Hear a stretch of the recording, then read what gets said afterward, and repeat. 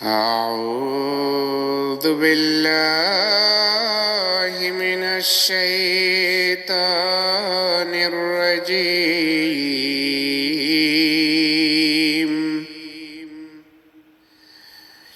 بسم الله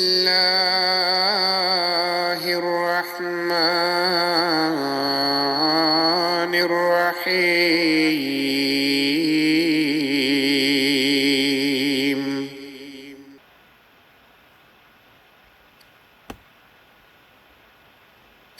واصبر وما صبرك إلا بالله ولا تحزن عليهم ولا تك في ضيق مما يمكرون إن الله مع الذين اتقوا والذين هم محسنون. আর তুমি ধৈর্য ধারণ করো এবং তোমার ধৈর্য ধারণ শুধুমাত্র আল্লাহর জন্য। আর তুমি তাদের জন্য দুশ্চিন্তাগ্রস্ত হও না এবং তাদের ষড়যন্ত্রে মুষড়ে পড়ো না। নিশ্চয়ই আল্লাহ তাদের সাথে রয়েছেন যারা তাকওয়া অবলম্বন করেছে এবং যারা সৎকর্মশীল। সুবহান আল্লাহ ও বিহামদিহি, সুবহান আল্লাহিল আযীম। আল্লাহুম্মা সাল্লি আলা মুহাম্মাদ ওয়া আলি মুহাম্মাদ। আসসালামু আলাইকুম ওয়া রাহমাতুল্লাহি ওয়া বারাকাতুহু। শুরু হলো voice of Islam Bangla radio আয়োজিত হৃদয়ের দ্বার অনুষ্ঠান। সাথে আছি আমি সাইফুল ইসলাম। আজকের অনুষ্ঠানে আপনারা শুনতে পাবেন নিখিল বিশ্ব আহমদিয়া মুসলিম জামাতের পঞ্চম খলিফা হজরত মির্জা মসরুর আহমদ আয়দাল্লাহু তাআলা বেনাসরিল আজিজ ইসলামের খলিফা প্রদত্ত জুম্মার খুতবার সংক্ষিপ্ত রূপ। এছাড়াও ইসলাম জিজ্ঞাসা ও জবাব নামক একটি ব্লগে, যার মহাপরিচালক শাইখ মোহাম্মদ সালেহ আল মুনাজ্জিদ, ইসলামের বিচারে কাদিয়ানী সম্প্রদায় শীর্ষক প্রবন্ধে পাঠকের প্রশ্নের উত্তর দিতে গিয়ে বিভিন্ন প্রকার বিভ্রান্তিমূলক তথ্য প্রচার ও প্রসার করতে চেষ্টা করেছেন। মোহতারাম মাওলানা খুরশিদ আলম সাহেব, আহমদিয়া মুসলিম জামাত বাংলাদেশ, এগুলো খণ্ডন করে শ্রোতাদের উদ্দেশ্যে প্রকৃত তথ্য ও উত্তর উপস্থাপন করেছেন। এছাড়াও তিনি শ্রোতাদের পাঠানো বিভিন্ন প্রশ্নের উত্তর দেবেন। চলুন অনুষ্ঠান শুরু করা যাক। আমাদের প্রাণপ্রিয় ইমাম সৈয়দনা হযরত আমিরুল মুমিনিন খলিফাতুল মুসিহ আল খামেস আয়দাহুল্লাহ তাআলা বিনাসরিল আজিজ আজ 9 অক্টোবর 2020 ইসলামাবাদ চিলফার্ডের মসজিদে মুবারক থেকে প্রথম জুমার খুতবায় বিগত খুতবার ধারাবাহিকতায় মহানবী সাল্লাল্লাহু আলাইহি ওয়াসাল্লামের বদরি সাহাবী হযরত আবু উবাইদা বিন জাররার অবশিষ্ট স্মৃতিচারণ করেন। হযরত আবু উবাইদা ইয়ারমুকের যুদ্ধে নেতৃত্ব দিয়েছিলেন। ইয়ারমুক সিরিয়ার উপকণ্ঠে অবস্থিত একটি উপত্যকার নাম। 15 হিজরিতে এখানে ইয়ারমুকের যুদ্ধ সংঘটিত হয়েছিল। রোমানরা বাহান নামক একজন সেনাপতির নেতৃত্বে 2.5 লাখ সৈন্যের একটি বাহিনী নিয়ে এসেছিল। অপরদিকে মুসলমান বাহিনীর সংখ্যা ছিল মাত্র 30,000-এর মতো, যাদের মধ্যে 100 বদরি সাহাবি সহ 1000 খানেক সাহাবি ছিলেন। রণকৌশলগত কারণে মুসলমানরা হোমস থেকে পিছু হটার সিদ্ধান্ত নেন এবং পিছু হটার সময় তারা হোমসবাসীকে তাদের জিজিয়া কর ফেরত দেন, এই বলে যে যেহেতু আমরা তোমাদের নিরাপত্তার দায়িত্ব পালন করতে পারছি না, তাই তোমাদের জিজিয়া ফেরত দিচ্ছি। খ্রিস্টান বাসিন্দারা মুসলমানদের মহানুভবতা দেখে কেঁদে বলেছিল, হে দয়াবান মুসলমান শাসকগণ, খোদা আবারও তোমাদের ফিরিয়ে আনুন। ইয়ারমুকের যুদ্ধে প্রথম দিকে কাফের বাহিনী মুসলমানদেরকে কোণঠাসা করে ফেলে। তারা বেছে বেছে সাহাবিদেরকে লক্ষ্য করে হত্যা করতে থাকে যেন মুসলমানদের মনোবল ভেঙে পড়ে। তখন ইকরামা বিন আবু জাহল, যিনি মক্কা বিজয়ের দিন ইসলাম গ্রহণ করেছিলেন, তিনি হজরত আবু উবাইদার কাছে গিয়ে নিবেদন করেন যে সাহাবিরা তো অনেক করেছেন, আজ আমরা যারা যুবক, যারা পরে ইসলাম গ্রহণ করেছি, আমাদেরকে পুণ্য অর্জনের সুযোগ দিন। আমরা একদল যুবক গিয়ে একেবারে রোমান বাহিনীর কেন্দ্রে আঘাত হানব এবং তাদের খ্রিস্টান সেনাপতিদের হত্যা করব। হজরত আবু উবাইদা তাদেরকে অনুমতি দিতে চাচ্ছিলেন না, যেভাবে আক্রমণ করলে যারা আক্রমণ করবে তারা সবাই তো মারা পড়বে। তখন ইকরামা বলেন, আপনি কি চান যে সাহাবীরা মৃত্যুবরণ করুন আর আমরা যুবকরা বেঁচে থাকি? অবশেষে আবু উবাইদা তাদেরকে অনুমতি দেন। এই ঘটনার পরেই যুদ্ধের মোড় ঘুরে যায় এবং এত বড় বিশাল রোমান বাহিনী মুসলমানদের হাতে পরাজিত হয়। ইকরামার বাহিনীর সবাই শাহাদাত বরণ করেন। এই যুদ্ধে 3000 মুসলমান শহীদ হয়েছিলেন। অপরদিকে 1,80,000 রোমান নিহত হয়েছিল। বাইতুল মুকাদ্দাস জয়ের সময়ও হজরত আবু উবাইদার বিশেষ ভূমিকা ছিল। সপ্তদশ হিজরিতে রোমানরা সিরিয়া উদ্ধারের সর্বশেষ যে প্রচেষ্টা চালিয়েছিল সেটিও হজরত আবু উবাইদার নেতৃত্বাধীন বাহিনীর সাথে লড়াইয়ে বিফল হয় এবং রোমানরা সিরিয়া উদ্ধারের আশা ছেড়ে দেয়। খলিফা হজরত ওমর বাইতুল মুকাদ্দাস জয়ের সময় গিয়েছিলেন। যখন তিনি জানতে পারেন যে সিরিয়াতে প্লেগের প্রাদুর্ভাব ঘটেছে, তখন তিনি মদিনায় ফেরত আসেন। তিনি হজরত আবু উবাইদাকে চিঠি লিখে তৎক্ষণাৎ মদিনায় চলে আসার জন্য অনুরোধ করেন, কিন্তু হজরত আবু উবাইদা নিজের বাহিনীকে ছেড়ে একা মদিনায় ফিরে আসতে রাজি হননি। অবশেষে হজরত আবু উবাইদা প্লেগে আক্রান্ত হয়ে মৃত্যুবরণ করেন এবং এভাবে মহানবী সাল্লাল্লাহু আলাইহি ওয়াসাল্লামের হাদিস অনুসারে শাহাদাতে মৃত্যুবরণ করেন। তিনি 18 হিজরিতে মৃত্যুবরণ করেছিলেন। খুতবার শেষ দিকে হুজুর কয়েকটি গায়বানা জানাজার ঘোষণা দেন। প্রথম জানাজা প্রফেসর ডাক্তার নাইমুদ্দিন খাটক সাহেবের, যিনি গত 15 অক্টোবর দুর্বৃত্তদের গুলির আঘাতে শাহাদাত বরণ করেন। দ্বিতীয় জানাজা জার্মানি জামিয়ার ছাত্র উসামা সাদেক সাহেবের, যিনি কিছুদিন পূর্বে জার্মানির রাইন নদীতে ডুবে মৃত্যুবরণ করেন। তৃতীয় জানাজা ইউকে জামিয়ার ইংরেজি ও ইতিহাসের শিক্ষক মোকাররম সালিম আহমদ মালিক সাহেবের। সম্মানিত শ্রোতৃমণ্ডলী, হুজুরের খুতবা সরাসরি ও সম্পূর্ণ শোনার কখনোই কোনো বিকল্প হতে পারে না। এজন্য আপনাদেরকে অনুরোধ করা যাচ্ছে হুজুরের সম্পূর্ণ খুতবাটি শুনে নেওয়ার। সম্পূর্ণ খুতবা শোনার জন্য আপনারা এমটি এর নিয়মিত ওয়েবসাইটের সাহায্য নিতে পারেন, অথবা আমাদের বাংলা ওয়েবসাইট www.ahmadiabangla.org এর সাহায্য নিতে পারেন। Voice of Islam Bangla radio অনুষ্ঠানের পক্ষ থেকে আপনাদেরকে সেই অনুরোধ জানিয়ে শেষ করছি। আসসালামু আলাইকুম ওরহমতুল্লাহি ওবরাকাতুহু। আসসালামু আলাইকুম রহমতুল্লাহি ওবরাকাতুহু। আব্দুর রহিম আমতলী বরগুনা।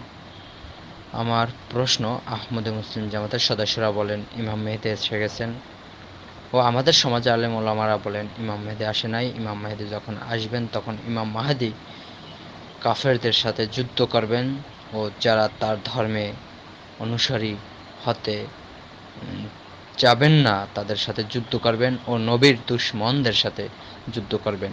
আর আহমদে মুসলিম জামাতের সদস্যরা তো বলে থাকেন ইমাম মেহেদী এসে গেছেন, তিনি কি কারো সাথে যুদ্ধ করেছেন কিনা এটি রেফারেন্স দিয়ে বুঝিয়ে বলবেন।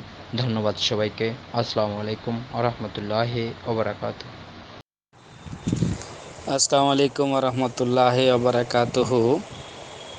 বরিশাল বরগুনা থেকে আব্দুর রহিম সাহেব হৃদয়ের দ্বার অনুষ্ঠানে প্রশ্ন করেছেন। তিনি জানতে চেয়েছেন, আহমদিয়া মুসলিম জামাতের সদস্যরা বলে থাকেন ইমাম মাহদী এসে গেছেন ও আহমদি আলেম উলামারা বলেন এখনও আসেননি।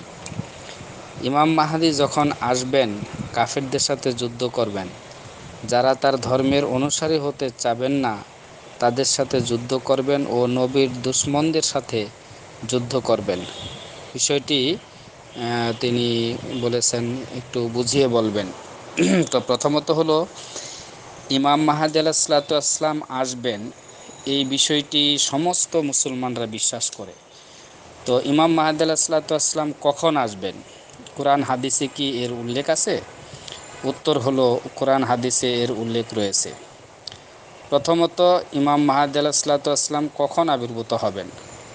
আল্লাহ তাআলা কোরআন করিমে সূরা আস-সাজদার প্রথম রুকুতে বলেছেন, অর্থাৎ 6 নম্বর আয়াতে বলেছেন, ইউদাব্বিরুল আমরা মিনাস সামাই ইলাল আরদে সুম্মা ইয়ারুজু ইলাইহি ফি ইয়ামিন কানা মিকদারহু আলফা সানাতিম মিম্মা তাউদ্দুন।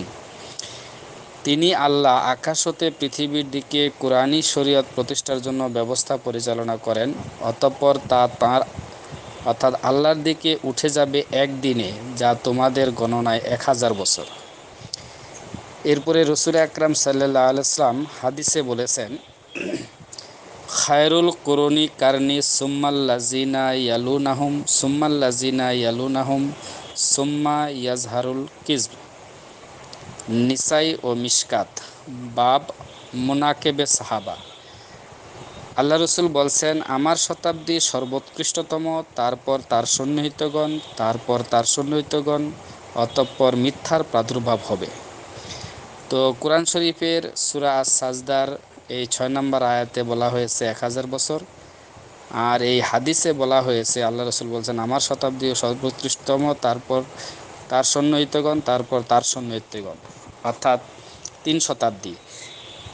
তো কোরআনের 1000 বছর আর এখানে 300 বছর, এই 1300 বছর পরে মিথ্যার প্রাদুর্ভাব ঘটবে, অর্থাৎ তখন ইমাম মাহদী আলাইহিস সালাতু ওয়াস সালাম আবির্ভূত হবেন। যখন অধিকাংশ লোক খারাপের দিকে ধাবিত হয়, দুনিয়ার অধিকাংশ লোক যখন খারাপ পথে লিপ্ত থাকে, খারাপের দিকে চলে যায়, তখন আল্লাহ তাআলার পক্ষ থেকে আধ্যাত্মিক চিকিৎসক আল্লাহ তাআলা পাঠান তাদেরকে সঠিক পথে ফিরিয়ে আনার জন্য। তো ইমাম মাহদী আলাইহিস সালাতু ওয়াস সালাম হিজরি 4র্থ শতাব্দীর শিরোভাগে আসবেন, এটা আমরা সবাই জানি। আর এই বিষয়ে একটি হাদিসও রয়েছে, যেটি অনেক পরিচিত একটি হাদিস, আবু দাউদ মিশকাত শরীফের হাদিস। সেই হাদিসে বলা হয়েছে যে ইন্নাল্লাহা ইয়াবাসু লিহাযিহিল উম্মাতে আলা রাসে কুল্লি মিয়াতে সানাতিম মা ইউজাদ্দিদুলাহা দীনাহা।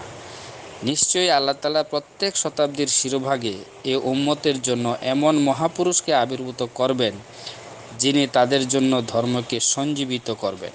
তো এখন বিষয় হলো যে আল্লাহ তাআলা বলছেন যে প্রত্যেক শতাব্দীর শিরোভাগে তিনি এই উম্মতে একজন মহাপুরুষকে আবির্ভূত করবেন যিনি তাদের জন্য ধর্মকে সঞ্জীবিত করবেন। তো আমরা দেখি যে 1 থেকে 13 শতাব্দী পর্যন্ত 13 জন মুজাদ্দিদ এসছেন এই হাদিসের আলোকে, কিন্তু হিজরি 4র্থ শতাব্দীর মুজাদ্দিদের কথা কেউ বলতে পারে না। তো আমরা যারা আহমদিয়া মুসলিম জামাতের সদস্য, আমরা যারা বলছি যে ইমাম মাহদী আলাইহিস সালাতু ওয়াস সালাম এসে গেছেন, তার পবিত্র নাম হযরত মির্জা গোলাম আহমদ কাদিনী আলাইহিস সালাতু ওয়াস সালাম, তিনি 1306 হিজরিতে 1889 সনের তথা 1306 হিজরিতে ঐশী আদেশের ভিত্তিতে আহমদিয়া মুসলিম জামাত প্রতিষ্ঠা করেন। আর আহমদিয়া মুসলিম জামাতের এই প্রতিষ্ঠাতা হযরত মির্জা গোলাম আহমদ কাদিনী আলাইহিস সালাতু ওয়াস সালাম, যাকে আমরা আল্লাহ রসুলের কথা অনুযায়ী ইমাম মাহাদি হিসাবে মেনেছি।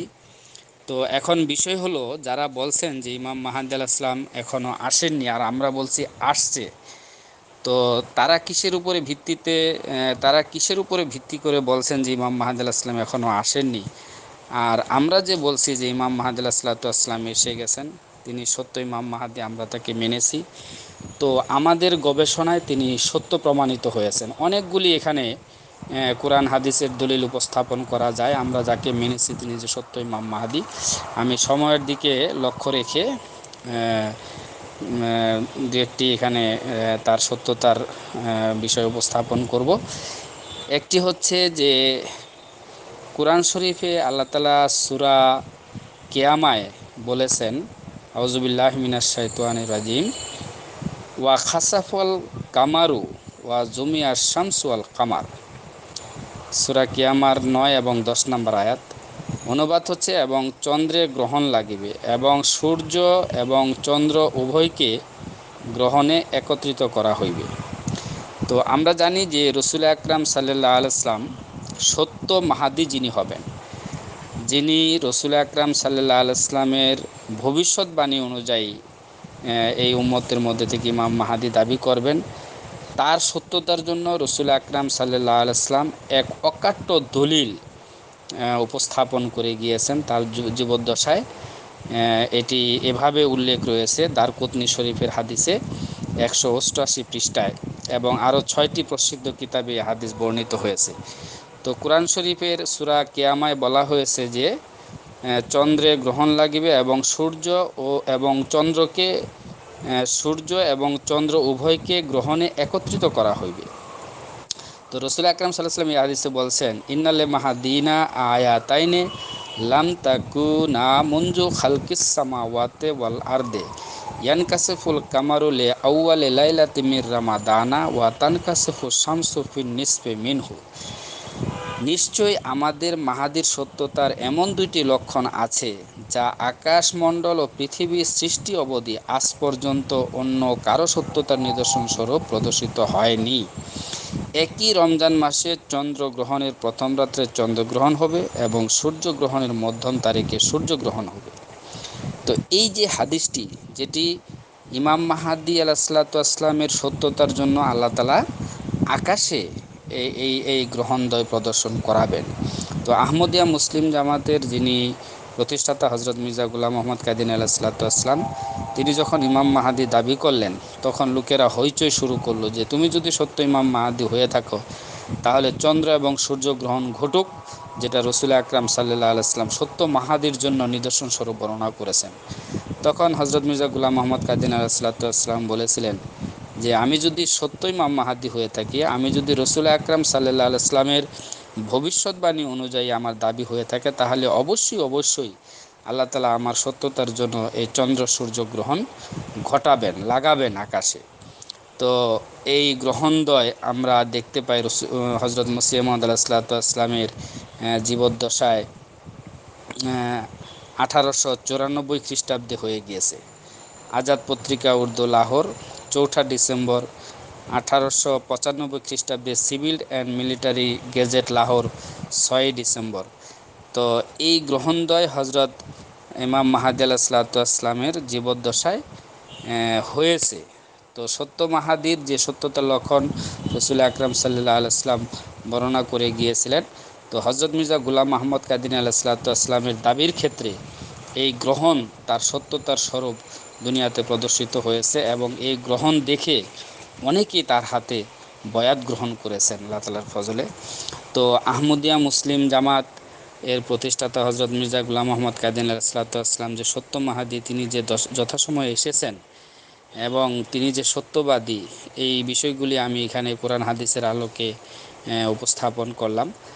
আর যিনি প্রশ্নকারী, তিনি প্রশ্ন করেছেন যে ইমাম মাহাদি আলাইহিসসালাম যখন আসবেন কাফেরদের সাথে যুদ্ধ করবেন, যারা তার ধর্মের অনুসারী হতে চাবেন না তাদের সাথে যুদ্ধ করবেন ও নবীর দুশমনদের সাথে যুদ্ধ করবেন।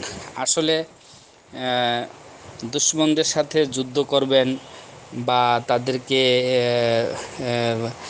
তাদেরকে ধ্বংস করবেন বা তাদেরকে কতল করবেন, এই ধরনের কথা অনেকেই অনেকভাবে প্রশ্ন করে থাকেন। তো আসলে এগুলি সঠিক বিষয় নয়। তবে কোরআন শরীফে আল্লাহ তাআলা একটি নীতিগত শিক্ষা বর্ণনা করেছে সূরা আনফালের 43 নম্বর আয়াতে, যে লে ইহুলাকা মান হালাকা আম বাইয়িনাতিন ওয়া ইয়াহইয়া মান হাইয়া আম বাইয়িনাতিন। আমি আবার বলছি, লে ইহুলেকা মান হালাকা আন বাইয়িনাতিন ওয়া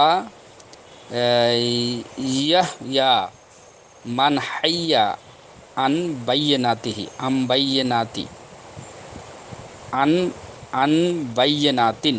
আমি অনুবাদ করে দিচ্ছি, যেন তারাই ধ্বংস হয় যারা সুস্পষ্ট যুক্তি প্রমাণের ভিত্তিতে ধ্বংস হবার যোগ্য, এবং তারাই টিকে থাকে যারা সুস্পষ্ট যুক্তি প্রমাণের ভিত্তিতে টিকে থাকার যোগ্য।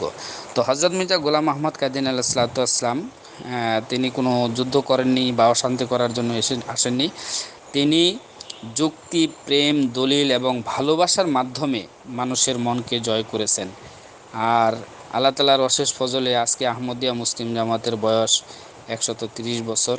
তো এই জামাতে প্রায় 20 কোটির উপরে আহমদিয়া তরিকার মুসলমান রয়েছে। তো ইমাম মাহাদি আলাইহিসসালাম যখন মৃত্যুবরণ করেছেন কোরআন হাদিসের ভিত্তিতে, তার ভবিষ্যৎবাণীর আলোকে, তো তার জামাতে খেলাফত প্রতিষ্ঠিত হয়েছে। এই খেলাফতের বয়স আজকে আল্লাহ তাআলার ফজলে 112 বছর। আর 214টি দেশে আহমদিয়া মুসলিম জামাত প্রতিষ্ঠিত। আর প্রতি বছর আল্লাহ তাআলার ফজলে সৎ হৃদয়বান ব্যক্তি, যাদের মন পরিষ্কার, যাদের মন খোলাসা, তারা এই সত্যকে উপলব্ধি করে রসুল আকরাম সাল্লাল্লাহু আলাইহি ওয়াসাল্লামের ভবিষ্যৎবাণীকে সামনে রেখে যে ইমাম মাহদী আলাইহিস সালাম আসলে তাকে মানতে হবে, তার হাতে বয়াত গ্রহণ করতে হবে। এটা প্রতিনিয়ত লক্ষ লক্ষ লোক ইমাম মাহদী আলাইহিস সালামের আসসালামু আলাইকুম রহমতুল্লাহি ওবরকাতু। খাকসার গোলাম মর্তুজা। আমি আহমদ মুসলিম জামাত ঢাকার সদস্য এবং মজলিস আনসারুল্লাহ সদস্য। আমার হালকা পলাশপুর হালকা। আমি একটা প্রশ্ন করব।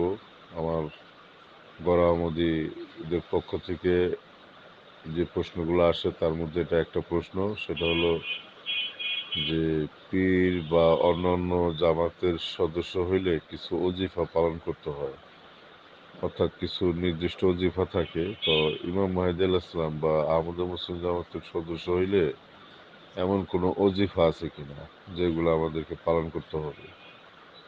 জি, জাযাকাল্লাহ।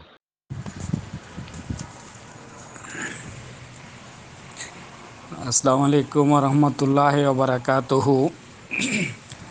ঢাকা থেকে গোলাম মুর্তুজা সাহেব তার মেহমানের পক্ষ থেকে হৃদয়ের দ্বারে একটি প্রশ্ন করেছেন বা পাঠিয়েছেন যে বিভিন্ন পীর মাশায়েখ এদের যারা মুরিদ বা এদের কাছে যারা যায় তারা নির্দিষ্ট কিছু ওজিফা পাঠ করতে বলে বা তারা পাঠ করে থাকে। তো ইমাম মাহাদি আলাইহিসসালাম কোনো ওজিফা পাঠ করতে বলেছেন কিনা? প্রথমত এই কথাটির উত্তর হলো যে হজরত ইমাম মাহাদি আলাইহিসসালাম হজরত রসুল আকরাম সাল্লাল্লাহু আলাইহি ওয়াসাল্লামের শিখানো ইসলাম দুনিয়াতে পুনঃপ্রতিষ্ঠিত করার জন্য এসেছেন। রসুল আকরাম সাল্লাল্লাহু আলাইহি ওয়াসাল্লাম নির্দিষ্ট কোনো ওজিফা বা নির্দিষ্ট কোনো দোয়া করতে বলেছেন এমনটি আমরা কোথাও দেখতে পাই না। কিন্তু বর্তমানে প্রচলিত যারা পীর মাশায়েখ বা বিভিন্ন পীরের যে আস্তানা রয়েছে তারা নিজেদের পক্ষ থেকে বানিয়ে বানিয়ে বিভিন্ন ধরনের ওজিফা নিজেরা পাঠ করেন এবং তাদের মুরিদদেরকে পাঠ করতে বলেন। তো ইমাম মাহাদি আলাইহিসসালাম তেমন কোনো এরকম বিষয় যেগুলি তার নিজের পক্ষ থেকে বানিয়ে তার মুরিদদেরকে বা তাকে যারা মান্যকারী তাদেরকে পাঠ করতে বলেছেন এমনটা আমরা কোথাও দেখতে পাই না। কিন্তু হজরত মুহাম্মদ সাল্লাল্লাহু আলাইহি ওয়াসাল্লাম বিভিন্ন প্রেক্ষাপটে বিভিন্ন সময়ে যে মাসনুন দোয়াগুলি পড়েছেন, ইমাম মাহাদি আলাইহিসসালাম এসে নিজে সেই দোয়াগুলি পড়েছেন এবং আমাদেরকে পড়তে বলেছেন। এবং আমাদের বর্তমান খলিফা বা ধারাবাহিকভাবে যারাই খলিফা হয়েছেন তারা আমাদেরকে বিভিন্ন সময়ে বিভিন্ন যে তাহারিকৃত দোয়া রয়েছে, কোরআনের দোয়া, হাদিসের দোয়া, মসিহ মুহাম্মদ রাসূলুল্লাহের ইলহামি দোয়া, সেগুলি বিভিন্ন প্রেক্ষাপটে পড়তে বলেছেন আমাদেরকে। এবং আমরা আহমদিয়া মুসলিম জামাতের যারা সদস্য, আমাদের নিজেদের পক্ষ থেকে বানানো কোনো ওজিফা কোনো দোয়া আমরা পড়ি না। যা রসুল করিম সাল্লাল্লাহু আলাইহি ওয়াসাল্লাম পড়েছেন, যা ইমাম মাহাদি আলাইহিসসালাম পড়েছেন, যা আমাদের হুজুর বর্তমান খলিফা হজরত মির্জা মাসরুর আহমদ আয়দুল্লাহ তাআলা বিন নাসরিল আজিজ বিভিন্ন প্রেক্ষাপটে কোরআনি যে দোয়াগুলি রয়েছে, হাদিসের যে দোয়াগুলি রয়েছে, মসিহ মুহাম্মদ সাল্লাল্লাহু যে ইলহামি দোয়াগুলি রয়েছে সেগুলি পাঠ করতে বলেন। আমরা আহমদিয়া মুসলিম জামাতের সদস্যরা সেই দোয়াগুলি পাঠ করে থাকি। আমাদের নিজেদের পক্ষ থেকে কোনো ওজিফা বা কোনো দোয়া সেরকমভাবে আমরা তৈরিও করিনি বা আমরা সেটা পাঠও করি না। জাযাকাল্লাহ। আসসালামু আলাইকুম রহমতুল্লাহ ওবরাকাতুহু। আহমদিয়া মুসলিম জামাতের প্রতিষ্ঠাতা হজরত মির্জা গোলাম আহমদ কাদিয়ানী আলাইহিসসালামের বিরুদ্ধে কুফরি ফতোয়ার একটি বিষয় হলো এমন, যারা হজরত মসিহ মাউদ ও ইমাম মাহাদি আলাইহিসসালামের অ্যান্টি পার্টি বা বিরোধী, তারা এই কুফরি ফতোয়া প্রদান করে থাকেন যে হজরত মির্জা গোলাম আহমদ কাদিয়ানী আলাইহিসসালাম পুনর্জন্ম ও হুলুল তত্ত্বে বিশ্বাস করা। তো প্রথম কথা হলো যে ইসলামে পুনর্জন্ম বা হুলুল বলে কিছু নেই। কোরআন, হাদিস বা রসুল আকরাম সাল্লাল্লাহু আলাইহি ওয়াসাল্লামের শিক্ষা হতে এটি মোটেই প্রমাণিত হয় না বা ইসলামের শিক্ষা এমনটি নয়। আর এই বিশ্বাস কোনো মুসলমান কখনো করতে পারে না বা কোনো মুসলমান পুনর্জন্ম ও হুলুলে কখনোই বিশ্বাস করে না। এইটা মূলত হিন্দুদের একটি বিশ্বাস। অর্থাৎ এই যে পুনর্জন্ম, মানুষ মৃত্যুবরণ করার পরে সে যদি ভালো আমল করে ভালো বেশে আসে, খারাপ কর্ম করলে খারাপ বেশে আসে, এটা হিন্দুদের থেকে এসছে। তো এটা কিভাবে একজন মুসলমানের এই বিশ্বাস হতে পারে? দুর্বল থেকে দুর্বল ইমানের মুসলমানও এই বিশ্বাস পোষণ করতে পারে না। আর যেহেতু এটা হজরত মির্জা গোলাম আহমদ কাদিনী আলাইহিসসালামের বিরুদ্ধে আপত্তিস্বরূপ এটি করা হয়েছে, তো হজরত মির্জা গোলাম আহমদ কাদিনী আলাইহিসসালাম কখনোই এই বিশ্বাস পোষণ করতে পারেন না। এটি একটি তার প্রতি একটি ডাহা মিথ্যা অপবাদ বা মিথ্যা একটি বিশ্বাস তার উপরে চাপিয়ে দেওয়া হয়েছে বা তার বিরুদ্ধে বলা হয়েছে।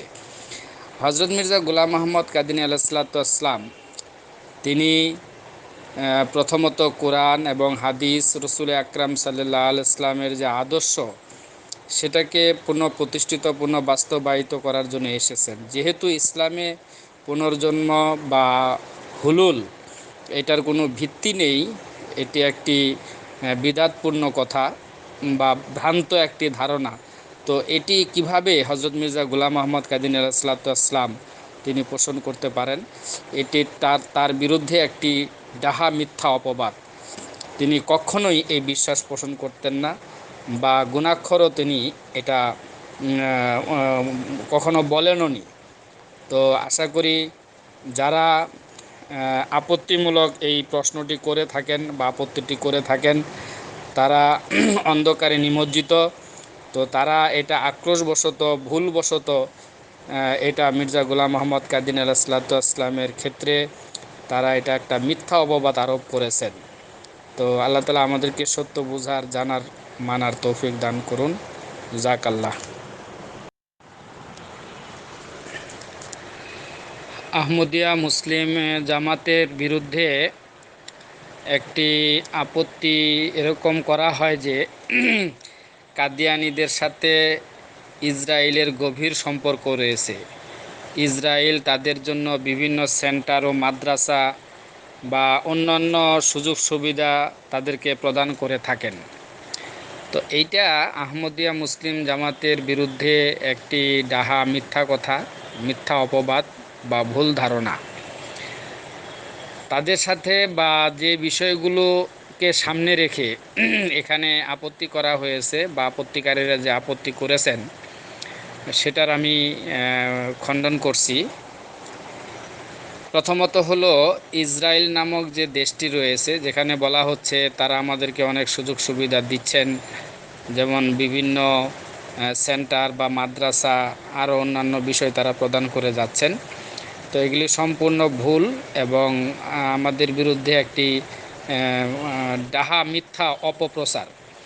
তো ইসরায়েলের সাথে আমাদের কোনো ধরনের সম্পর্ক নাই বা তাদের কাছ থেকে আমরা কোনো ধরনের সহযোগিতা বা সুযোগ সুবিধা বা তারা আমাদেরকে মসজিদ, মাদ্রাসা বা অন্যান্য সেন্টার করে দিয়েছেন, এই ধরনের কথা যে এখানে বলা হচ্ছে এগুলি সম্পূর্ণ ভুল।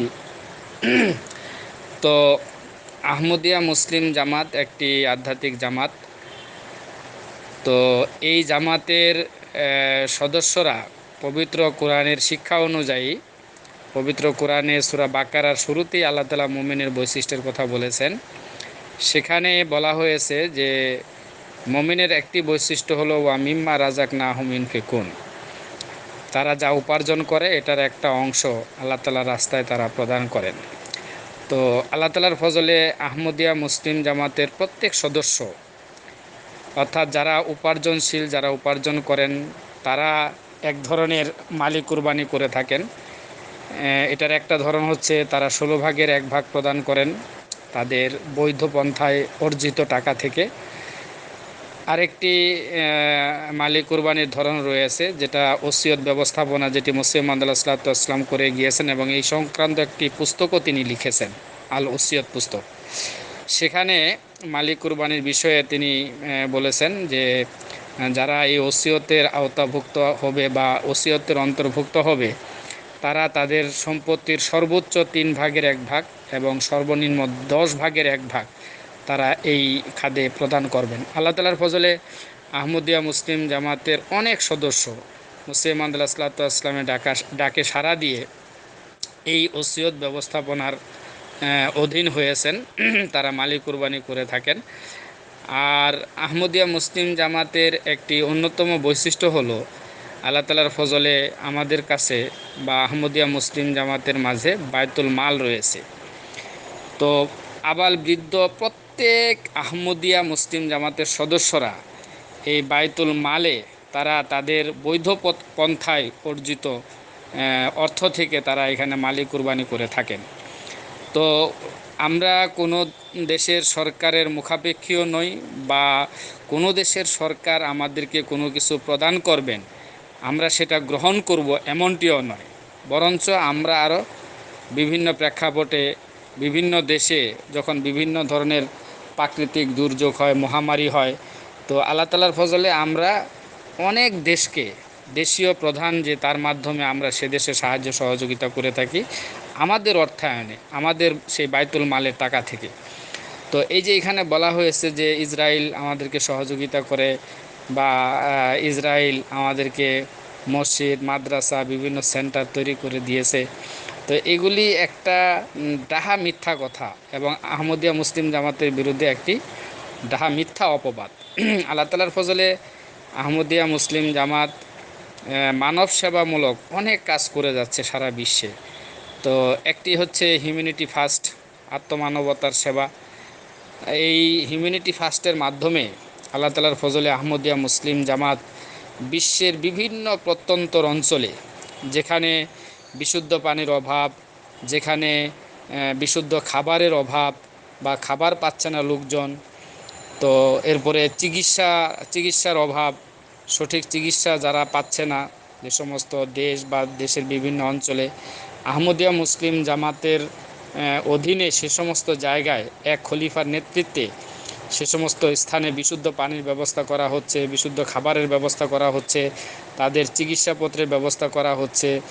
আমাদের পক্ষ থেকে অর্থাৎ খলিফার অধীনে যে বায়তুল মাল রয়েছে, সারা বিশ্বের আহমদিরা যে বায়তুল মালে অর্থ প্রদান করে থাকেন, সেই অর্থ দিয়ে আল্লাহ তাআলার ফজলে বিশেষভাবে আফ্রিকার প্রত্যন্তর অঞ্চলে যেখানে সরকার পর্যন্ত ব্যর্থ হয়েছেন অনেক ক্ষেত্রে, অনেক কার্যক্রমে, আল্লাহ তাআলার ফজলে, আল্লাহ তাআলার সহযোগিতায় আহমদিয়া মুসলিম জামাতের খলিফার নেতৃত্বে সে সমস্ত অঞ্চলে বিশুদ্ধ পানির ব্যবস্থা করা হয়েছে, বিশুদ্ধ খাবারের ব্যবস্থা করা হচ্ছে, এরপরে চিকিৎসার ব্যবস্থা করা হচ্ছে, তাদের শিক্ষা দীক্ষা প্রদান করার জন্য বিভিন্ন স্কুল, কলেজ, মাদ্রাসা সেখানে স্থাপিত করা হচ্ছে আহমদিয়া মুসলিম জামাতের মাধ্যমে, আহমদিয়া মুসলিম জামাতের নিজস্ব অর্থায়নে।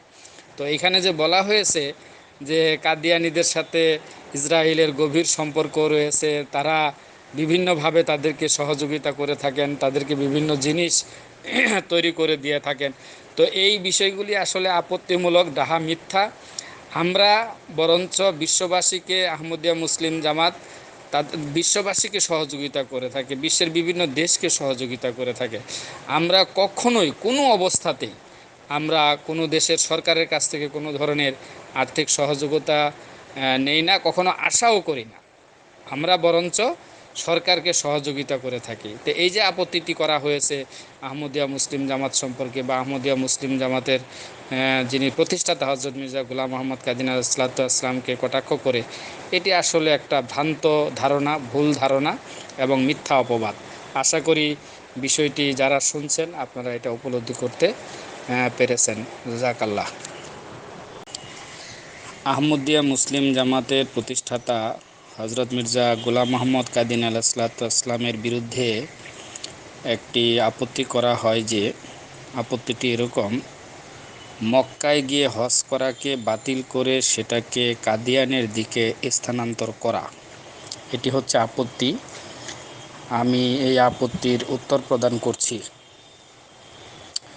হজ ইসলামী যে রুকন রয়েছে, ইসলামের যে 5টি স্তম্ভ রয়েছে, সেটার মধ্যে চতুর্থ হচ্ছে হজ। আর এই হজ সম্পর্কে আল্লাহ তাআলা পবিত্র কোরআন শরীফে বলেছেন, ওয়ালিল্লাহি আলান নাসি হিজ্জুল বাইতি মানিস্তাতা ইলাইহি সাবিলা, অর্থাৎ কাবা গৃহের হজ সেসব লোকের উপর বাধ্যতামূলক করা হয়েছে যারা সেখানে যাবার সামর্থ্য রাখে। সূরা আলে ইমরানের 98 নম্বর আয়াত। হজরত রসুল করিম সাল্লাল্লাহু আলাইহি ওয়াসাল্লাম বলেছেন, সামর্থ্য থাকা সত্ত্বেও যে ব্যক্তি হজ আদায় করলো না, সে ইহুদি না খ্রিস্টান হয়ে মৃত্যুবরণ করলো, সে বিষয়ে আমার কোনো পরোয়া নেই। তিরমিজি শরীফের হাদিস। তো এইখানে প্রথমত সূরা আলে ইমরানের যে আয়াতটি বলা হয়েছে হজ সংক্রান্ত বিষয়ে, যে কাবা গৃহের হজ সেসব লোকের উপর বাধ্যতামূলক করা হয়েছে যারা সেখানে যাবার সামর্থ্য রাখে। তো যাদের সামর্থ্য রয়েছে তারা অবশ্যই হজ করবে। তো নিম্নবর্ণিত যোগ্যতার অধিকারী বা যারা এই সমস্ত যোগ্যতা আদায় করবে, ওই সমস্ত যোগ্যতার অধিকারী হবে, তারাই শুধু হজ করবে। প্রথমত হলো তাকে মুসলমান হতে হবে, তাকে সুস্বাস্থ্যের অধিকারী হতে হবে, প্রাপ্তবয়স্ক বুদ্ধিমান হতে হবে, সংসার পরিচালনার পর হজে যাওয়ার মতো আর্থিক সঙ্গতি এবং হজ থেকে ফিরে আসার পূর্ব পর্যন্ত পরিবারের দৈনন্দিন প্রয়োজনীয় চাহিদাগুলোর ব্যবস্থা যার আছে সে হজে যাবে। রাস্তার নিরাপত্তা থাকতে হবে। আর স্ত্রী লোকের জন্য মাহরাম, যাদের সঙ্গে বিবাহ অবৈধ, এ ধরনের সঙ্গী থাকা উচিত। স্ত্রী লোকের মাহরাম সঙ্গী না নিয়ে হজ যাত্রা নিষিদ্ধ হওয়ার যে বিবরণ, এটি সহিহ বুখারী ও মুসলিম শরীফে দেখতে পাওয়া যায়। তাছাড়া আল্লাহ তাআলা সূরা বাকারার 198 নম্বর আয়াতেও হজ যাত্রীকে উপযুক্ত পাথেয় সঙ্গে রাখার নির্দেশ দিয়েছেন। তো হজ কাদের উপরে ফরজ, এই বিষয়গুলি আমরা এখানে জানলাম। তো যে আপত্তিটি করা হয়েছে মির্জা সাহেবের বিরুদ্ধে, যে মক্কায় গিয়ে হজ করাকে বাতিল করে সেটাকে কাদিয়ানের দিকে স্থানান্তর করা, তো এটি হজরত মির্জা সাহেবের বিরুদ্ধে একটি ডাহা মিথ্যা কথা, মিথ্যা অপবাদ। এটি কোনো আহমদিয়া তরিকার মুসলমান এটা বিশ্বাস করে না, বা যার বিরুদ্ধে এই আপত্তি করা হয়েছে তিনিও এমনটি কখনোই করেননি, বলেননি। তো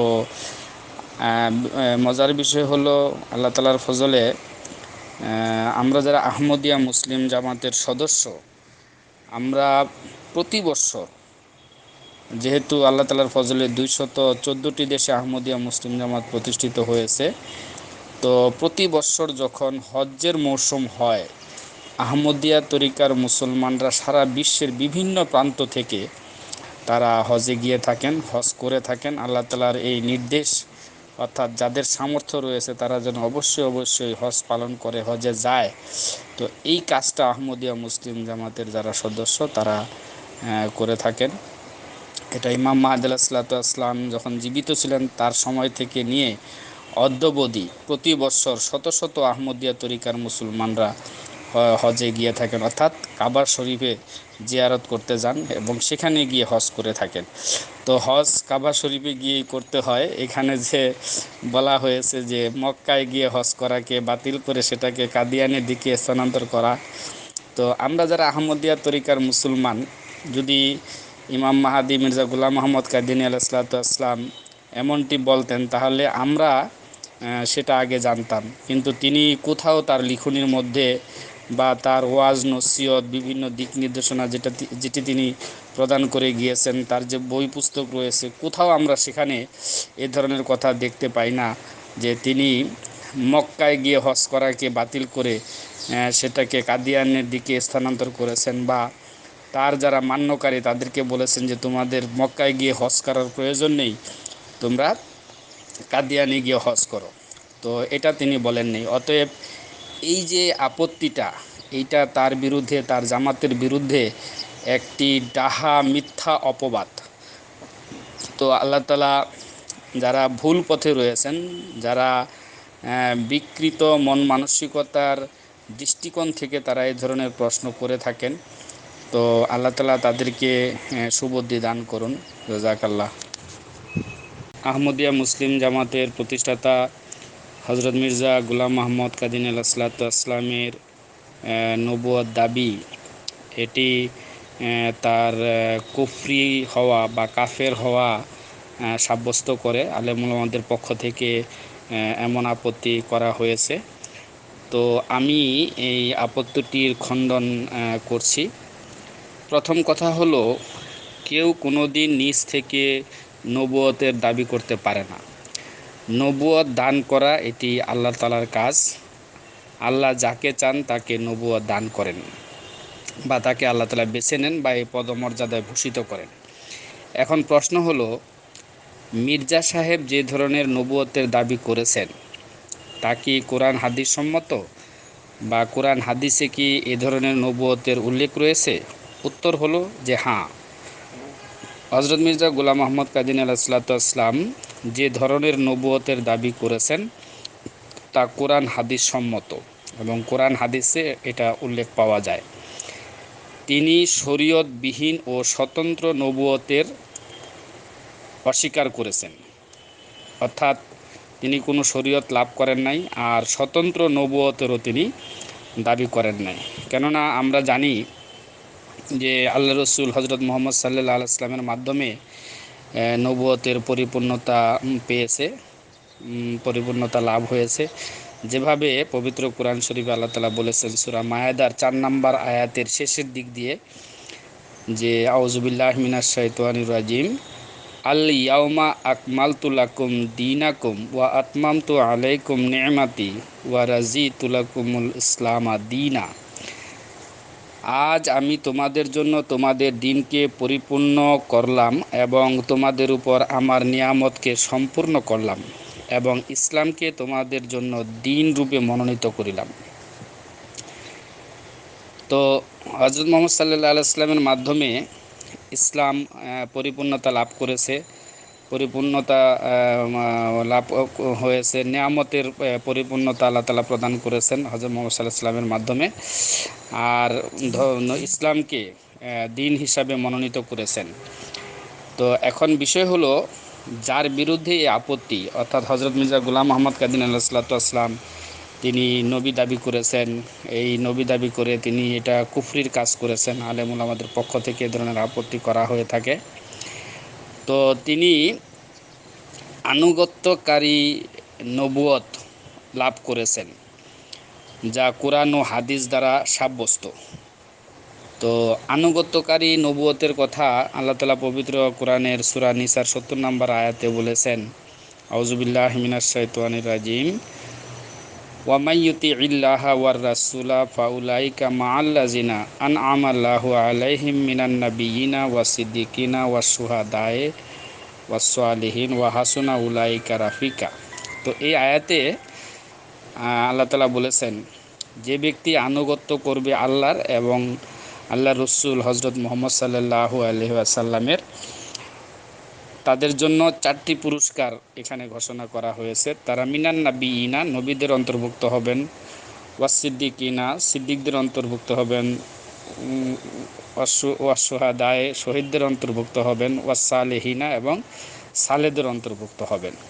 তো হযরত মির্জা গোলাম আহমদ কাদিনী আলাইহিসসালাম তিনি আল্লাহ এবং আল্লাহর রাসূল হযরত মুহাম্মদ সাল্লাল্লাহু আলাইহি ওয়াসাল্লামকে পরিপূর্ণভাবে আনুগত্য করে আল্লাহ এবং আল্লাহর রাসূলের ভালোবাসায় পরিপূর্ণভাবে বিলীন হয়ে তিনি এই যোগ্যতা লাভ করেছেন, অর্থাৎ মুহাম্মদ সাল্লাল্লাহু আলাইহি ওয়াসাল্লামের উম্মতের সদস্য হয়ে মুহাম্মদ সাল্লাল্লাহু আলাইহি ওয়াসাল্লাম এবং আল্লাহর পরিপূর্ণ আনুগত্য করে আল্লাহ তাআলা তাকে যোগ্যতা দান করেছেন, অর্থাৎ তিনি উম্মতি নবী, আনুগত্যকারী নবীর ঘোষণা করেছেন বা দাবি করেছেন বা বলেছেন আল্লাহ তাআলা আমাকে এই যোগ্যতা দান করেছেন, যেটি কোরআন শরীফের সূরা জুমার মধ্যে উল্লেখ রয়েছে যে জালিকা ফাজলুল্লাহি ইউতিহি মাইয়াশাউ ওয়াল্লাহু যুল ফাজলিল আযীম।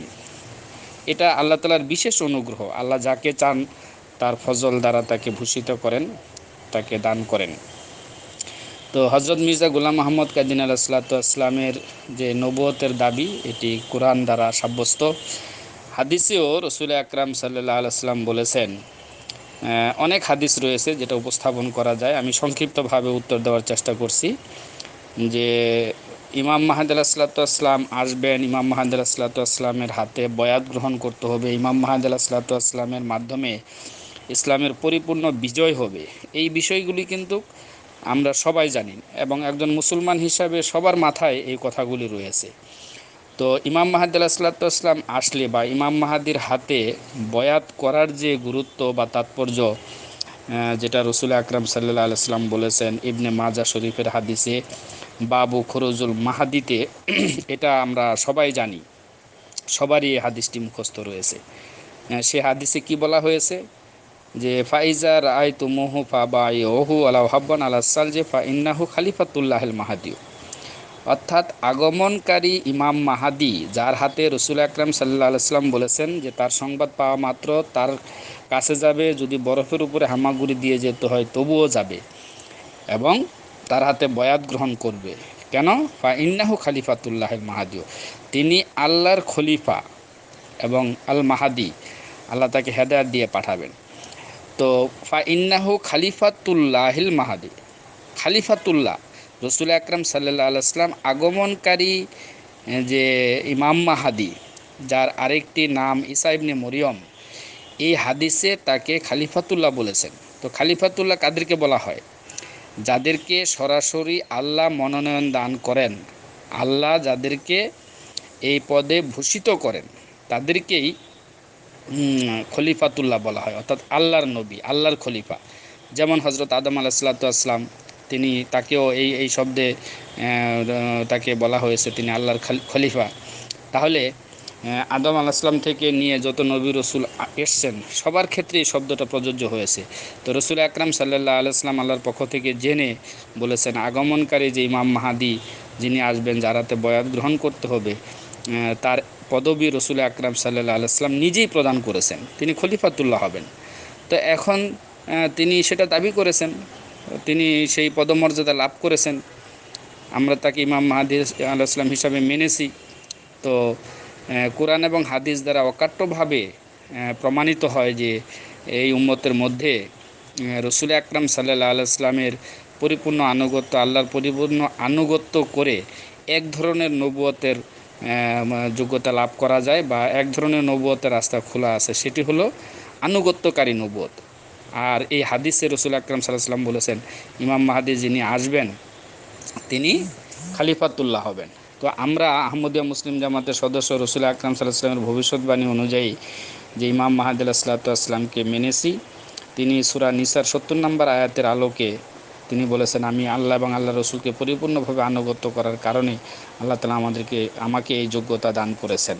তো অতএব যারা ভুলবশত কোরআন হাদিস ভালোভাবে চর্চা না করার দরুন বা এই বিষয়গুলি তাদের মাথায় না থাকার দরুন তারা অজগবি একটি আপত্তি করে বসেছেন যে নাউজুবিল্লাহ, মুহাম্মদ সাল্লাল্লাহু আলাইহি ওয়াসাল্লামের পরে মির্জা গোলাম আহমদ কাদিয়ানী নবুয়তের দাবি করেছেন, তিনি নাকি নবী হয়েছেন।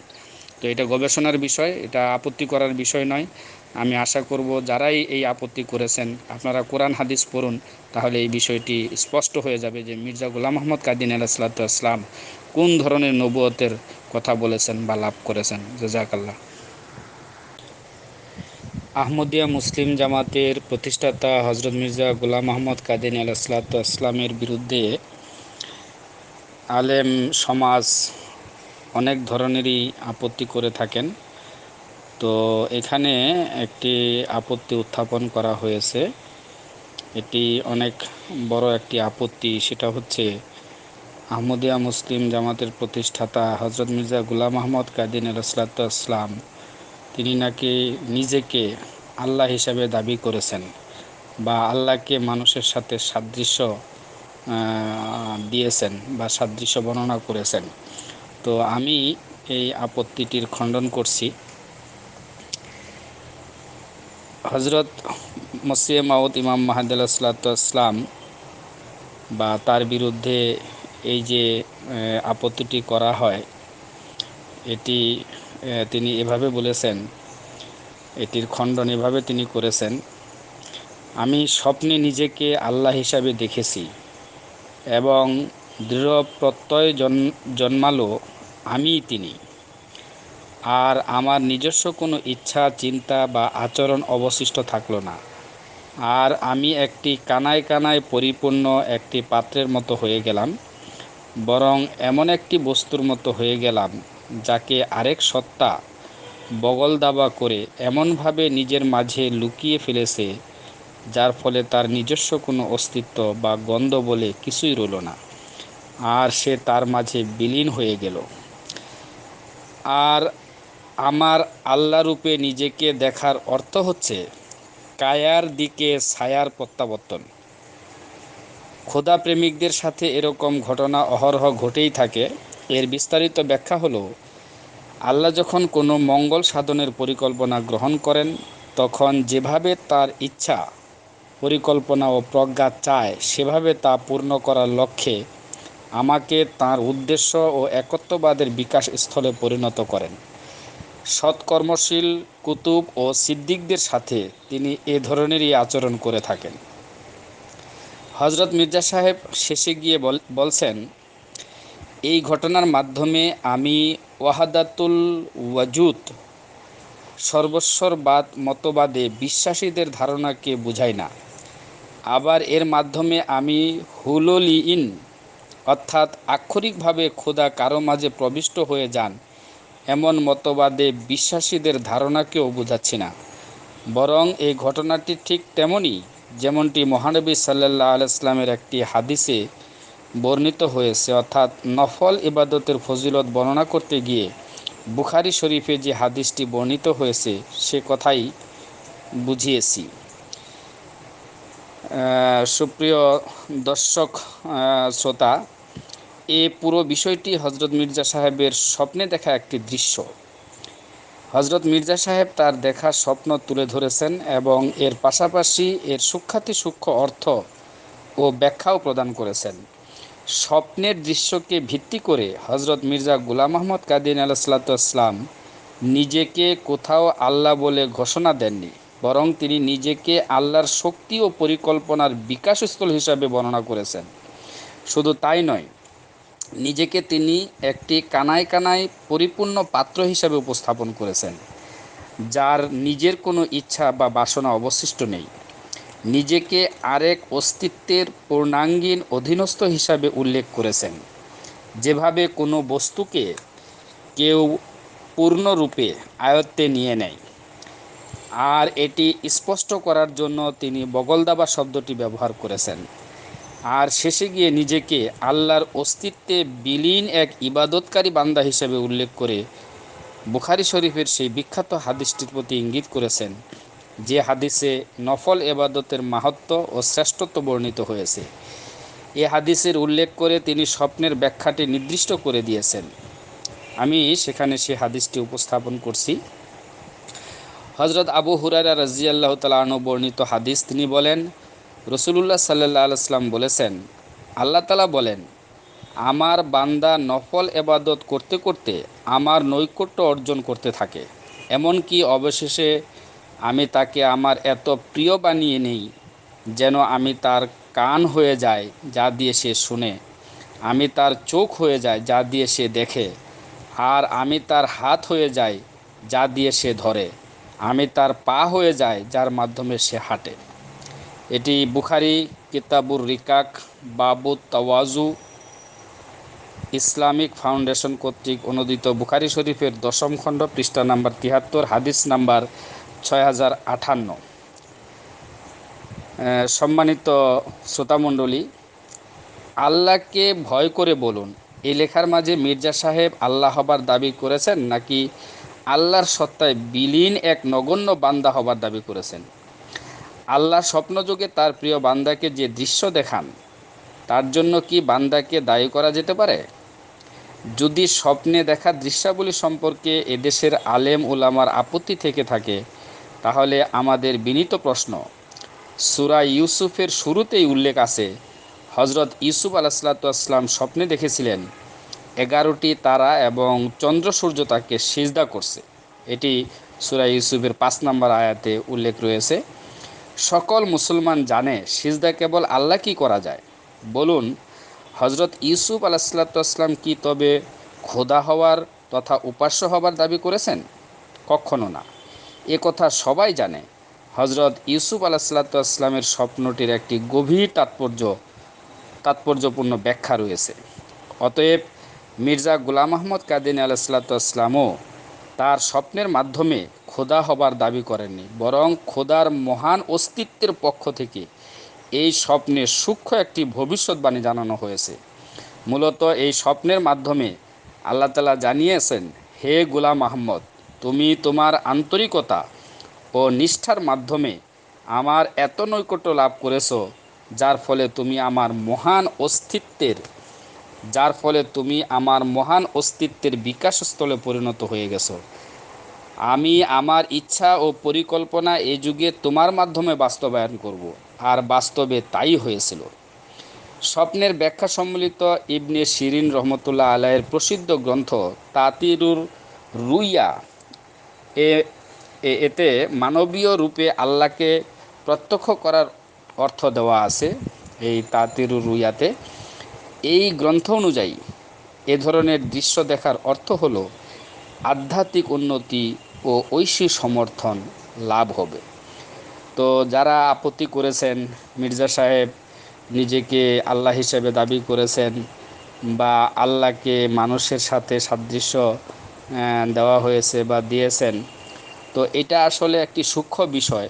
এই সূক্ষ্ম বিষয়গুলিকে আমাদের বর্তমান আলেম সমাজ ভালোভাবে উপলব্ধি না করতে পেরে তত্ত্বকথা বা আধ্যাত্মিক বিষয়াদি অবলোকন না করতে পেরে তারা এইভাবে এই আপত্তিটি করেছেন।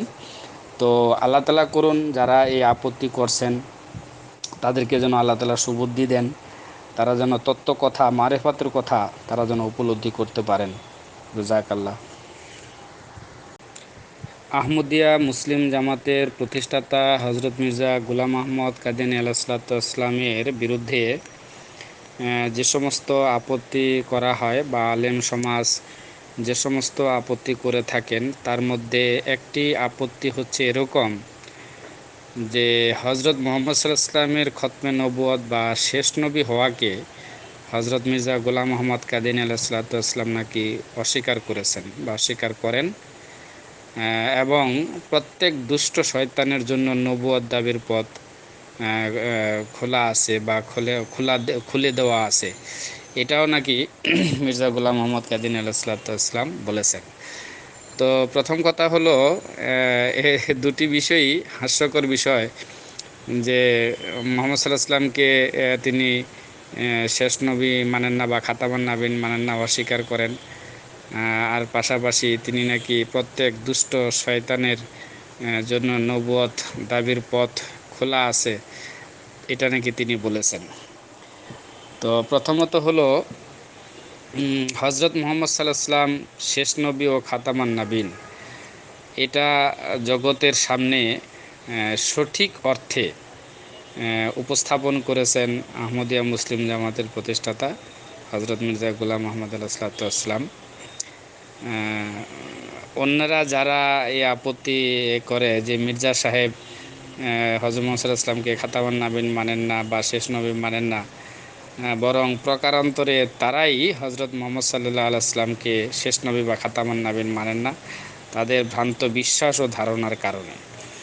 কেননা হজরত মুহাম্মদ সাল্লাল্লাহু আলাইহি ওয়াসাল্লাম খাতামান নাবিন বা শেষ নবী, এতে কোনো সন্দেহ নেই। তো যারা এই আপত্তি করছেন, একই মুখে এই ধরনের আপত্তি করছেন, আবার তারা আরেকটি ভ্রান্ত ধারণা বিশ্বাস পোষণ করে আছেন আলেম সমাজ এবং মুসলমানদের অনেক বড় একটি অংশ, যে তারা একদিক দিয়ে বলছেন যে হজরত মির্জা গোলাম মোহাম্মদ আলাইহিসসালাম মুহাম্মদ সাল্লাল্লাহু আলাইহি ওয়াসাল্লামকে খাতামান নাবিন মানেন না বা শেষ নবী হিসাবে মানেন না। তো আরেক মুখে তারাই বলছেন যে ঈসা নবী নাকি জীবিত আছে, চতুর্থ আকাশে আছে, ঈসা আলাইহিসসালাম নাকি শেষে আসবেন এবং এসে মুসলমানদেরকে উদ্ধার করবেন, তার মাধ্যমে নাকি ইসলামের পরিপূর্ণ বিজয় হবে। এই ধরনের কথা আলেম সমাজে বা সাধারণ লোকদের মুখেও প্রচলিত রয়েছে। তো দেখুন, হজরত ঈসা আলাইহিসসালাম মুহাম্মদ সাল্লাল্লাহু আলাইহি ওয়াসাল্লামের আগে এসেছেন, আজ থেকে 2000 বছর আগের নবী তিনি নাকি জীবিত আছেন, আকাশে আছেন, আবার আসবেন। তাহলে এই যে প্রশ্নটা করা হচ্ছে, আপত্তিটা করা হচ্ছে, তো ঈসা আলাইহিস সালাম তো মৃত্যুবরণ করেননি আপনাদের কথা অনুযায়ী, বা যারা এই আপত্তি করছেন ঈসা আলাইহিস সালাম তো এখনও জীবিত আছেন। তিনি নবী ছিলেন, নবী হিসেবে আকাশে আসেন গিয়েছেন আপনাদের ধারণা মতে, এবং যদি তিনি জীবিত থাকেন বা পুনরায় এই পৃথিবীতে আসেন আপনাদের ধারণা অনুযায়ী, তাহলে শেষ নবী কে হলো? খাতামান নাবিন কে হবে? হজরত ঈসা আলাইহিসসালাম হবে। তো হজরত মির্জা গোলাম আহমদ আলাইহিসসালাম, আহমদিয়া মুসলিম জামাতের যিনি প্রতিষ্ঠাতা, তিনি এটা প্রমাণ করেছেন যে হজরত ঈসা আলাইহিসসালাম মারা গিয়েছেন। একটি আয়াত নয়, কোরআন শরীফের 30টি আয়াত দ্বারা তিনি প্রমাণ করেছেন যে বনি ইসরায়েলি ঈসা, যিনি আজ থেকে 2000 বছর আগে পৃথিবীতে এসেছিলেন, তিনি স্বাভাবিকভাবে ইন্তেকাল করেছেন। আর এটি তিনি দুনিয়ার সামনে উপস্থাপন করেছেন। আর এটি হচ্ছে সঠিক বিষয়, সঠিক অর্থ। যদি এই বিশ্বাস পোষণ করা হয় যে না, ঈসা আলাইহিসসালাম মৃত্যুবরণ করেননি, এখনও জীবিত আছেন, আকাশে আছেন, তাহলে কোরআনের কথা অনুযায়ী বা মুসলমানদের তথাকথিত আলেম বা সাধারণ মুসলমান যারা বলছেন যে ঈসা আলাইহিসসালাম মারা যাননি, ঈসা আলাইহিসসালাম চতুর্থ আসমানে আছেন, তো এই বিশ্বাস যারা পোষণ করে রেখেছেন বা করছেন এখন, তারাই প্রকারান্তরে হজরত মুহাম্মদ সাল্লাল্লাহু আলাইহি ওয়াসাল্লামকে তিনি যে খাতামান নাবিন এটা মানছেন না, এবং তিনি যে শেষ নবী এটা মানছেন না। তো আহমদিয়া মুসলিম জামাতের প্রতিষ্ঠাতা হজরত মির্জা গোলাম মোহাম্মদ আলাইহিসসালাম, তিনি সেটা প্রমাণ করেছেন যে ঈসা আলাইহিসসালাম মারা গিয়েছেন। আর ঈসা আলাইহিসসালাম যদি মারা গিয়ে থাকেন, তাহলেই হজরত মুহাম্মদ সাল্লাল্লাহু আলাইহি ওয়াসাল্লাম যে খাতামান নাবিন, সর্বশেষ নবী, সর্বশ্রেষ্ঠ নবী, এটা প্রমাণিত হয়। তো হজরত মসিহ মাউদ ইমাম মাহাদি আলাইহিসসালামই খাতামান নাবিনের যে সঠিক অর্থ তাৎপর্য, এইটা দুনিয়ার সামনে উপস্থাপন করেছেন। তো হজরত মসিহ মাউদ আলাইহিসসালামের কথা বলেছেন যে যিনি সর্বশেষ পরিপূর্ণ শরীয়ত নিয়ে এসেছেন, তিনিই হচ্ছেন খাতামান নাবিন হজরত মুহাম্মদ সাল্লাল্লাহু আলাইহি ওয়াসাল্লাম। তার মাধ্যমে শরীয়তের পরিপূর্ণতা পেয়েছে, অর্থাৎ দ্বীনের পরিপূর্ণতা পেয়েছে, শরীয়তের পরিপূর্ণতা পেয়েছে। আর দ্বিতীয়ত অর্থ হলো যে নবুয়তের যে চরম উৎকর্ষতা, এইটা মুহাম্মদ সাল্লাল্লাহু আলাইহি ওয়াসাল্লাম লাভ করেছেন, মুহাম্মদ সাল্লাল্লাহু আলাইহি ওয়াসাল্লামের মাধ্যমে সেটা অর্জিত হয়েছে। এদিক দিয়ে তিনি খাতামান নাবিন এবং সর্বশেষ নবী, সর্বশ্রেষ্ঠ নবী। তো এ ধরনের আপত্তি করা এটি আসলে ভুল। এরপরে এই আপত্তির দ্বিতীয় অংশে যেটা বলা হয়েছে যে প্রত্যেক দুষ্ট শয়তানের জন্য নবুয়ত দাবির পথ খুলে দেওয়া, এটা নাকি হজরত মির্জা গোলাম মোহাম্মদ আলাইহিসসালাম বলেছেন। তো এটা অনেকটা হাস্যকর বিষয় যে প্রত্যেক দুষ্ট শয়তানের জন্য নবুয়ত দাবির পথ খুলে দেওয়া। তো কে নবী হবে, কে নবী হবে না, তো এটা কি মির্জা গোলাম মোহাম্মদ আলাইহিসসালামের কাজ, তার দায়িত্ব? তাকে কি আল্লাহ তাআলা দায়িত্ব দিয়েছেন? তো এটা একটা মানে দুষ্টমি প্রশ্ন, বা এটা এক ধরনের, আমি বলবো যে এখানে যে বলা হয়েছে যে শয়তানের জন্য নবুয়তের দাবির পথ খুলে দেওয়া হয়েছে, বা তিনি বলেছেন খোলা আছে সেটা। তো আমি বলবো প্রকারান্তরে তারাই শয়তান যারা এই ধরনের কথা বলছেন। তো মির্জা গোলাম মোহাম্মদ কাদিনী আলাইহিসসালাম এই ধরনের কথা কোথাও তিনি বলেননি, উপস্থাপন করেননি। এটি তার বিরুদ্ধে আনিত একটি ডাহা মিথ্যা অপবাদ। তো আশা করি যারা এই প্রশ্ন করেছেন, এই আপত্তি করেছেন, তারা এটার যথাযথ উত্তর পেয়েছেন। আল্লাহ তাআলা তাদের সুবুদ্ধি দান করুন। জাযাকাল্লাহ। আহমদিয়া মুসলিম জামাতের প্রতিষ্ঠাতা হজরত মির্জা গোলাম মোহাম্মদ কাদিনী আলাইহিসসালামের বিরুদ্ধে একটি অপবাদমূলক কথা এভাবে বলা হয় যে তিনি ইংরেজদের দালাল, এবং তিনি ধর্মযুদ্ধ রহিত করে গিয়েছেন, অর্থাৎ জিহাদকে তিনি রহিত করেছেন, জিহাদকে তিনি বন্ধ করে দিয়েছেন। তো আমি এই আপত্তির খণ্ডন এভাবে করছি। আমি প্রথমত হজরত মসিহ মাউদ আলাইহিসসালামের একটি লেখা, যেটি কিস্তিয়ে নূহ পুস্তকের মধ্যে তিনি বলেছেন, সেটা আমি প্রথমে পড়ে দিয়ে আমি এটার উত্তর প্রদান করছি। হজরত মসিহ মহম্মদ আলাহিসাল্লাম বলেন, কোনো কোনো অজ্ঞ লোক আমার উপর অপবাদ দিয়ে থাকে যে আমি ইংরেজদের রাজত্বে বসবাস করি বলে জিহাদ নিষেধ করি। এই অজ্ঞ ব্যক্তিগণ একথা বুঝে না যে আমি যদি মিথ্যা কথা দ্বারা এই গভর্নমেন্টকে খুশি করতে চাইতাম, তবে কেন আমি পুনঃ পুনঃ একথা বলতাম যে ঈসা ইবনে মরিয়ম আলাইহিসসালাম ক্রুশ হতে মুক্ত হয়ে কাশ্মীরের অন্তর্গত শ্রীনগরে স্বাভাবিকভাবে প্রাণত্যাগ করেছেন। তিনি খোদাও ছিলেন না, খোদার পুত্রও না। আমার এই উক্তিতে ধর্মপ্রাণ ইংরেজ কি সন্তুষ্ট হবেন? অতএব শুনে রাখো, হে অজ্ঞ ব্যক্তিগণ, আমি এই গভর্নমেন্টের তোষামতকারী নই, বরং প্রকৃত কথা এই যে ইংরেজ গভর্নমেন্ট ইসলাম ধর্মে এবং ধর্মের রীতিনীতিতে কোনোরূপ হস্তক্ষেপ করে না এবং স্বধর্মের উন্নতিকল্পে আমাদের প্রতি তরবারিও চালায় না। এরপর গভর্নমেন্টের সাথে ধর্মযুদ্ধ করা কোরআন শরীফের শিক্ষা অনুসারে নিষিদ্ধ, কারণ তারাও কোনো ধর্মযুদ্ধ করে না। তো এখানে এই যে আপত্তিটি করা হয়েছে হজরত মসিহ মওউদ আলাইহিসসালামের ভাষায় অত্যন্ত চমৎকারভাবে এই উত্তরটা এখানে এসে গিয়েছে। তো আমরা জানি হজরত মুহাম্মদ সাল্লাল্লাহু আলাইহি ওয়াসাল্লামের যুগে যখন ইসলাম নতুন নতুন প্রকাশ পাচ্ছিল বা নতুন নতুন লোক বয়াত করছিল, আর ইসলামকে বিস্তৃতি দান করার বিষয়টিও হজরত মুহাম্মদ সাল্লাল্লাহু আলাইহি ওয়াসাল্লামের মাথায় ছিল। তো সেই সময়ে হজরত মুহাম্মদ সাল্লাল্লাহু আলাইহি ওয়াসাল্লাম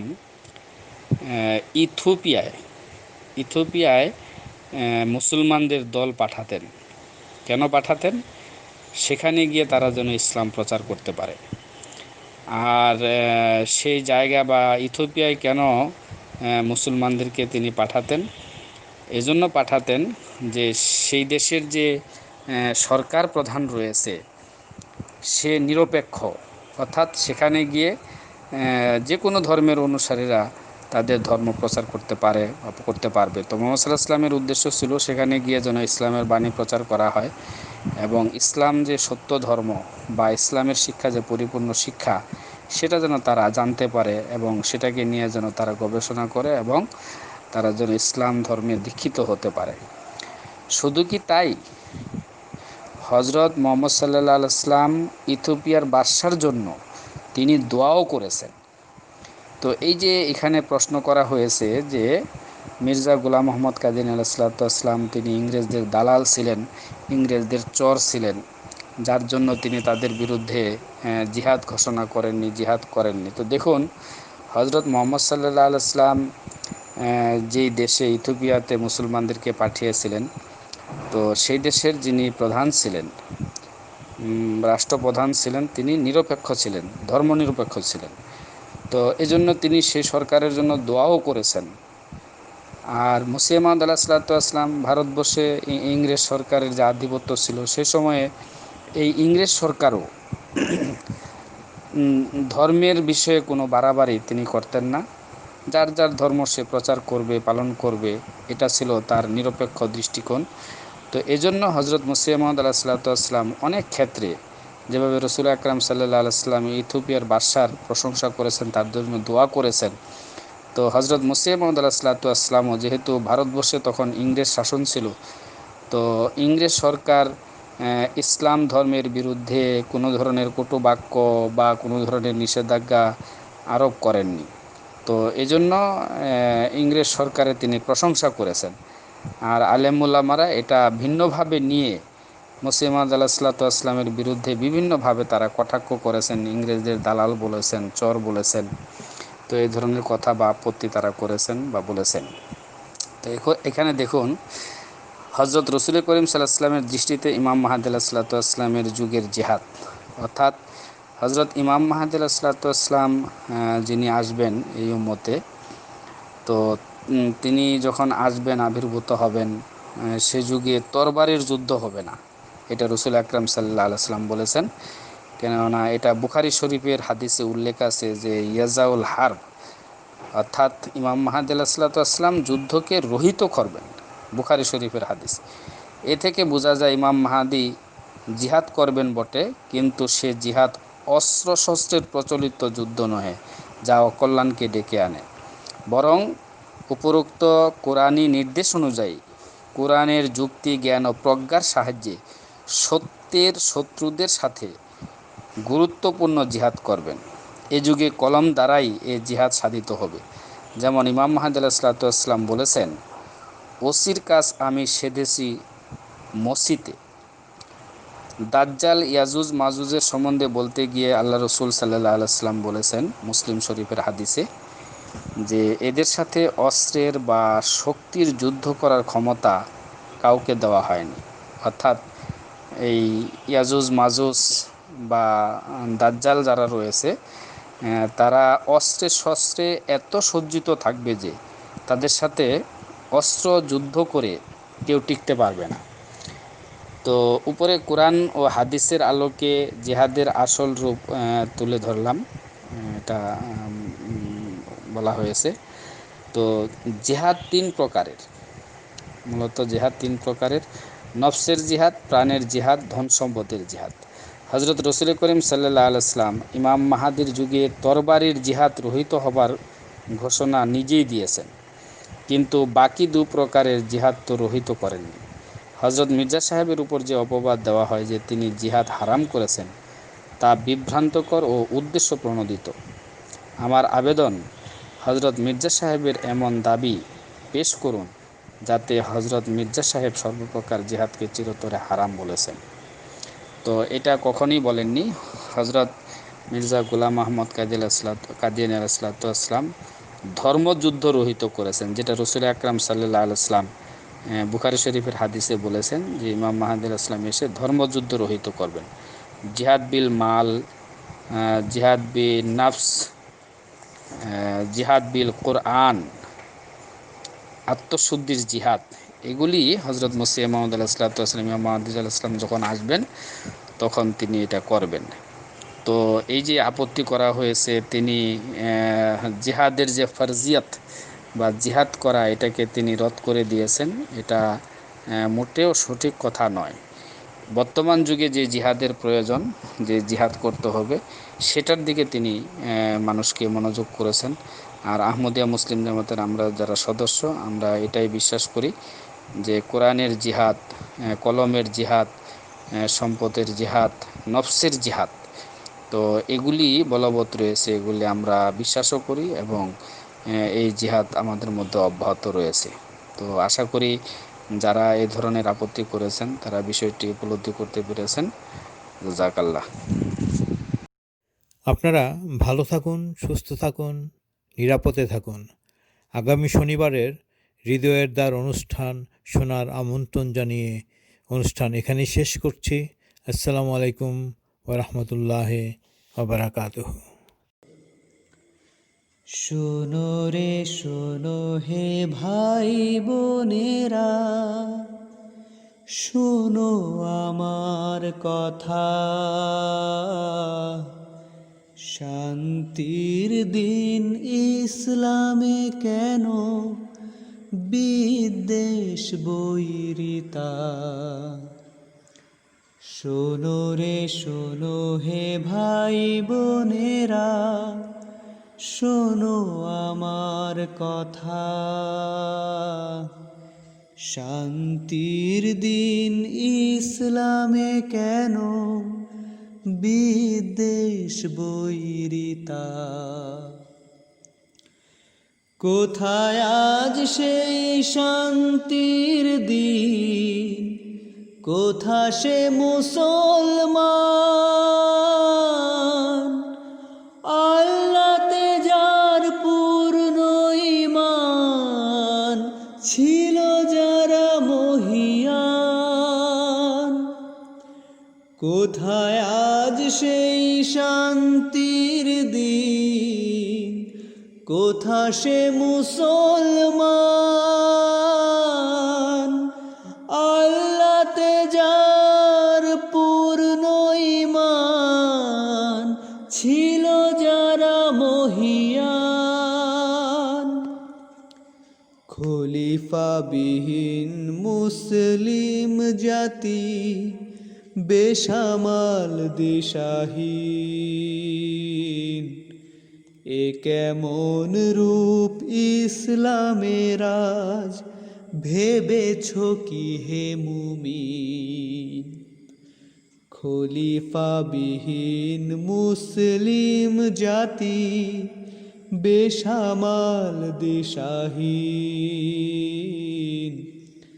এ কেমন রূপ ইসলামের আজ, ভেবেছ কি হে মুমিন?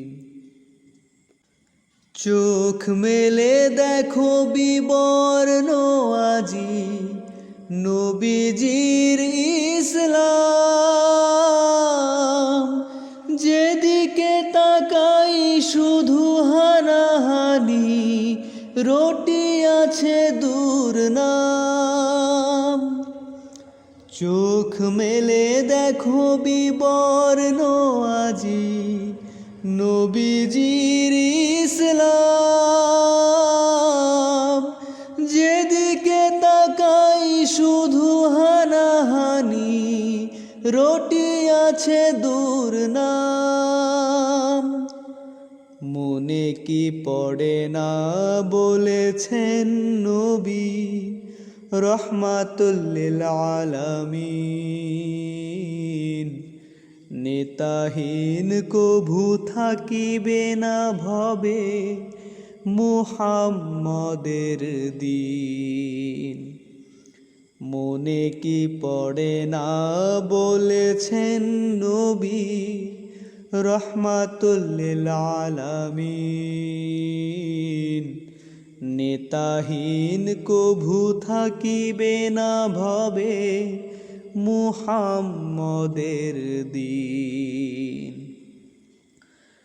1300 বছর হয়ে গেল পার, খবর রাখো কি তার? ইমাম মাহদীর যুগ চলে যায়, ভেবেছ কি একবার?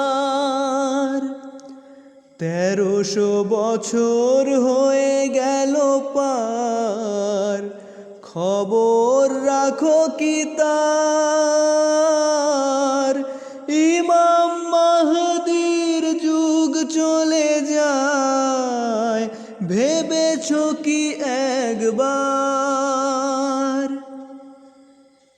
ডাকিছে তোমায় দিনের মাহদী, হে নবীর উম্মত। আর কতকাল থাকিবে ঘুমিয়ে, ফুরালো বুঝিবা পথ।